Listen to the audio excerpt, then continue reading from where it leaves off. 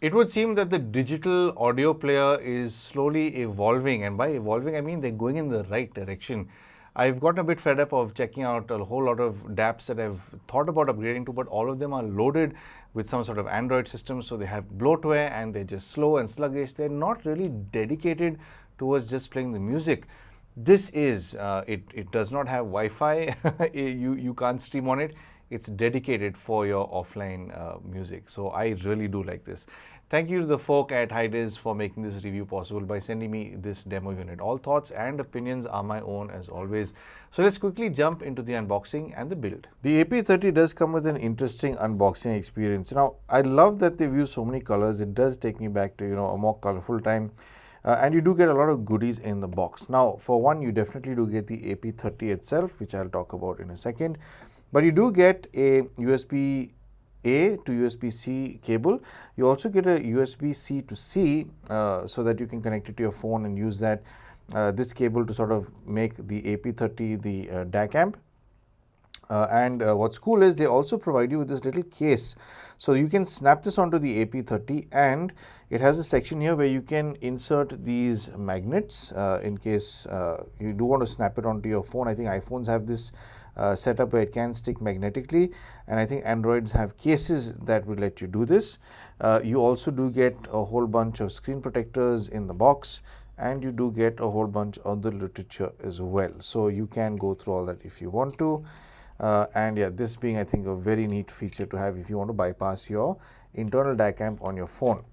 Coming to the player, well, this does have a very neat finish. This in particular is the aluminium finish. This is the more premium variant. You do get this in a plastic one as well, which has a slight see-through look to it, which is quite cool. Both are very cool, but I do prefer this look. I like the contrast of the bright orange as well on this, and as you can see, it does look like an old school Game Boy or a handheld. In fact, it's pretty simple because it's got the A for select, B for back, it's got the up, down, left, right buttons here, and it also has like a start stop button and like a separate select kind of button. And then moving on to the back, you do see the Hidizs brand in the AP30 Music Boy. Now this is associated with WDC. They do help with the whale sort of conservation and all, which is quite cool. And of course here you do get the micro SD card slot. It supports up to 256 GB. And at the bottom you do have the USB Type-C plug-in, so this will charge, or you can use it as an external DAC amp. It does have a 3.5 mm output as well as a 4.4 mm balanced output, which is quite cool. And one thing I really like is this sort of analog scroll wheel, because this is for volume up and down, and you can power it on as well. And something I really like is that this boots up very quickly. In part because this doesn't have sort of any bloatware. It's, I think, running on what they call Hidizs OS. So it's pretty quick in its boot up, and it's very responsive when you go into it. Now when you go into it, of course here you do get your music up over there. Here you do get a very cool sort of, well, you can't call it Tetris really, but it is some sort of a Tetris-like game. It doesn't, sort of behave exactly like Tetris. Like if you press down on Tetris, it would scroll down a little quicker, whereas when you press down with this, it just goes down and locks. And then of course you can toggle with the A button and then move left and right and then go down. So once you hit down, it does lock in. So I do wish it had the option of just controlling the speed of this, but it doesn't have that, which, I mean, it's all right. It's still a fun little game thing to play. It does have an e-reader. You can load books onto this if you want. Of course, over here is your music selection. You can go into this as well. So this will take you to what you want to choose if you want to go through songs, artists, and so on. And then here you can go into the folder setting, which is an option. And then here's your Bluetooth option as well. Now in Bluetooth, you can only use this with SPC. It doesn't support LDAC. I will say if you are a music enthusiast, just stick to the cables instead of using SPC. And of course, you can go into your settings. Now in the settings, you do get your date time and all this sort of stuff. But what's cool is you also do get your filters. You can go through these and play around with this and use whatever you want. You can play around with your gain adjustment and so on. A lot of the details are over here. But also what's cool is you do get an EQ mode. So I'll just go into the EQ mode real quick and show you. When you go into the song, you will have to sort of press this button, and it will take you down to these different things you can scroll through. Now, when you go to the equalizer, what's cool is you don't need to select these to activate them. Right now it's on the normal straight out of the box mode. When I go to bass, it shifts the sound over to the bass tuning, but it will not select it. It gives you a sort of preview of what's playing back in real time, and you can scroll through all of these sort of EQ modes. These will maintain the volume and just peak, or should I say tweak rather, whatever the EQ preset is. The minute you go over to equalizer, this is the manual setting, it drops the volume before you set anything, so you don't clip.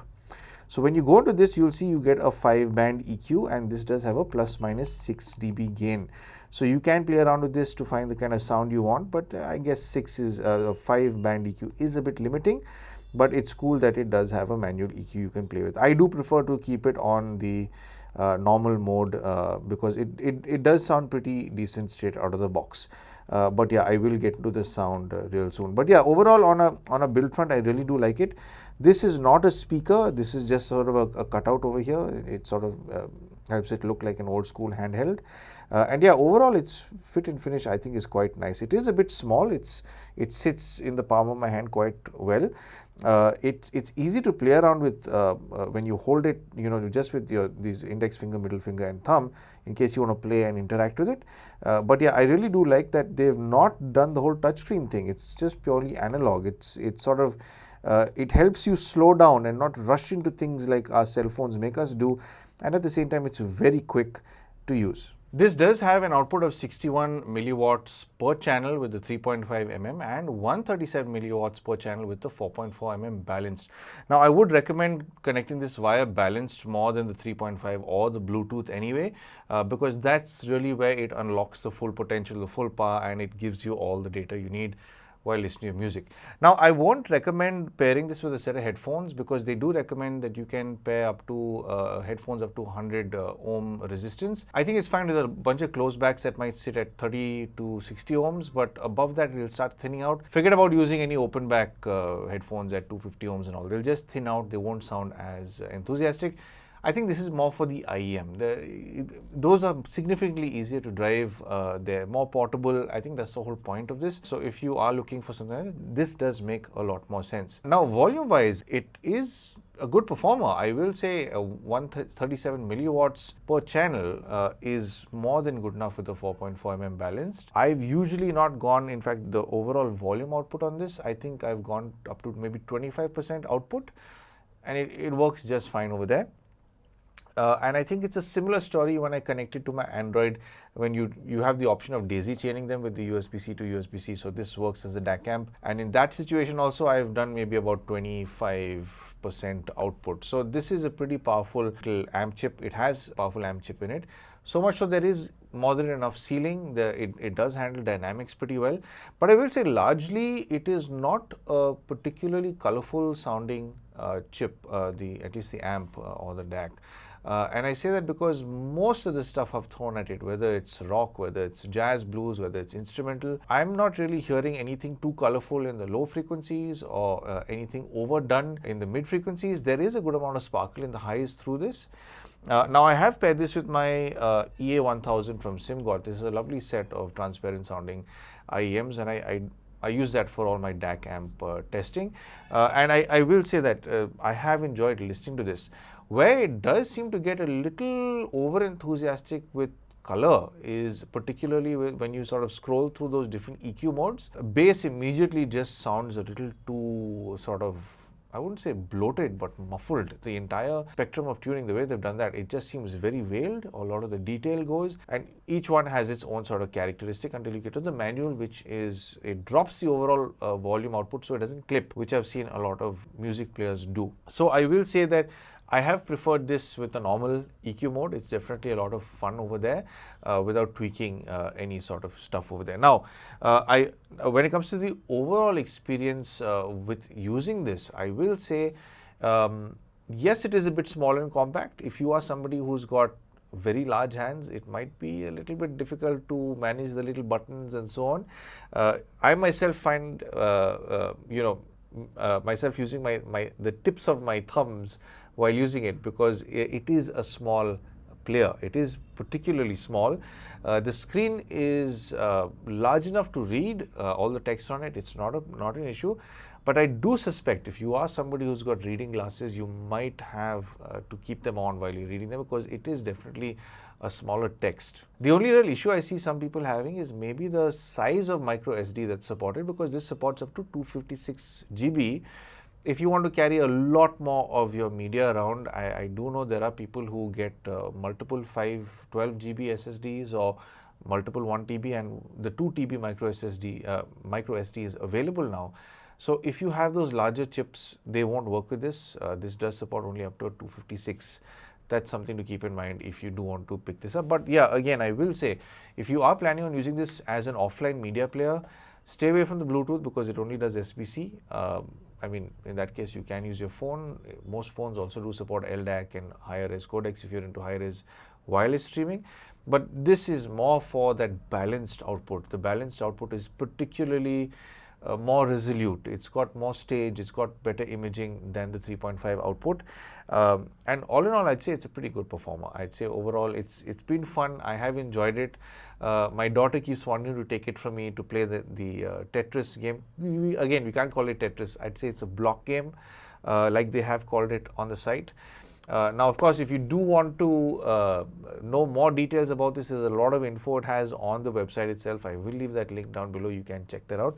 But if you are planning on buying this did start off on Kickstarter. So if there were early birds, in fact, I think we're past that now. The early birds did get it for about $85 for the lightweight edition. That's the plastic encasing with the see-through design. But I think after that, it's going for about 120 USD. But the CNC aluminum edition, the one that I've shown you today, goes for about again 93 USD for the early bird, which I'm sure we're past, but it is going for about 129 USD right now, which I think is a pretty reasonable price. And it's what I like about it more than anything is it's different. It's not trying to be like every other player out there. I love that they're given it this Game Boy aesthetic, or Music Boy like they call it. It's fun. And a lot of people have moved away from that. In fact, I remember years ago, 15, 20 years ago, all the phones that came out were different. You had your own identity with your own phones. This is a step in that direction with music players, I think, and I can really appreciate it. It's just not one big brick with a big touch screen on it. So it's nice to see that they're doing something different, and I think it's a pretty nice welcome. It's nice and colorful. They've got lovely options, and it does give you something fun to look forward to doing when you want to listen to your music. So anyway, that's my review on the Hidizs AP30, and I do hope that this video has given you a better understanding for this music player, and I hope that I've helped you make some sort of purchase decision. If you would like to help support the channel, I'm sure you know exactly how to, but of course, thank you for tuning in for some sound advice.